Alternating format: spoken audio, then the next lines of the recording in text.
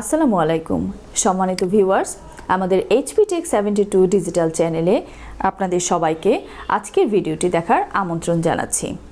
খুবই আনন্দের সাথে জানাচ্ছি যে আপনাদের সহজভাবে মাইক্রোসফট এক্সেল শেখার জন্য আমরা একটি ধারাবাহিক টিউটোরিয়াল করতে যাচ্ছি।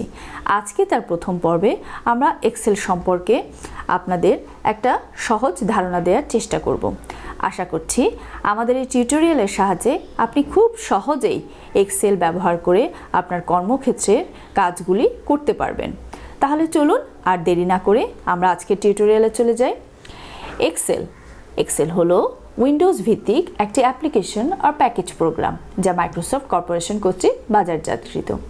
Microsoft Word, PowerPoint, Access, Outlook, Publisher ইত্যাদির মতো এটিও একটি অফিস সফটওয়্যার। এক্সেল হচ্ছে একটি স্প্রেডশিট প্রোগ্রাম। এক্সেলের সাহায্যে ডাটা এন্ট্রি, সহজে জটিল যে কোনো ক্যালকুলেশন, গ্রাফ বা চার্ট তৈরি এবং ডাটা অ্যানালাইসিসের সুবিধা পাওয়া যায়। এক্সেলের বিভিন্ন ভার্সন রয়েছে, যেমন 2007, 2010, 2013, 2016 এবং লেটেস্ট ভার্সন হচ্ছে 2019। প্রথমেই আমরা এক্সেলের বিভিন্ন টার্মসগুলি সম্পর্কে জানব, যে টার্মসগুলি জানলে পরবর্তীতে আমাদের কাজ করতে অনেক সুবিধা হবে।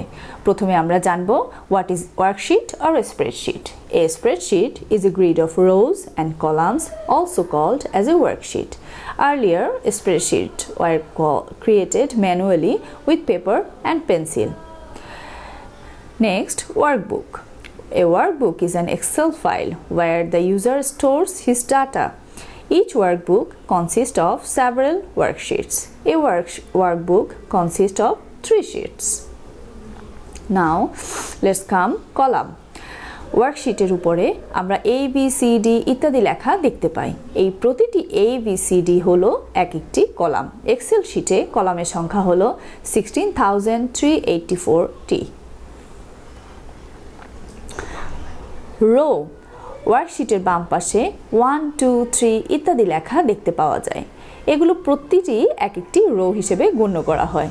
এক্সেল প্রোগ্রামটিতে মোট রোয়ের সংখ্যা হলো 10,48,576টি। Cell. The intersection of a row and a column is called a cell. Cells in a single worksheet can hold up to 255 characters in a formula. Each cell is surrounded by light gray lines called as grid lines. Range. A range is a rectangular group of cells. More than one cell make a range. Now come to the data type. বেশ কয়েকটি data type রয়েছে, যেমন first one is character, A to Z. Second one is string, a sequence of character such as Abdul Hannan, and then integer. Integer will be 0 to 9, and then float. Float will be just like 3.15, 0.09. And next, the Boolean. It will be only true and false. এই ছিল আমাদের আজকের একটি সহজ প্রাথমিক ধারণা। আশা করি আপনারা উপকৃত হয়েছেন। আমাদের এই পর্বটি যদি আপনাদের ভালো লেগে থাকে বা আপনাদের আরও অনেক কিছু জানার থাকে, আপনারা অবশ্যই কমেন্টে জানাবেন। আমাদের নেক্সট পর্ব দেখার আমন্ত্রণ জানিয়ে আজকে এইখানেই শেষ করছি। আসসালামু আলাইকুম।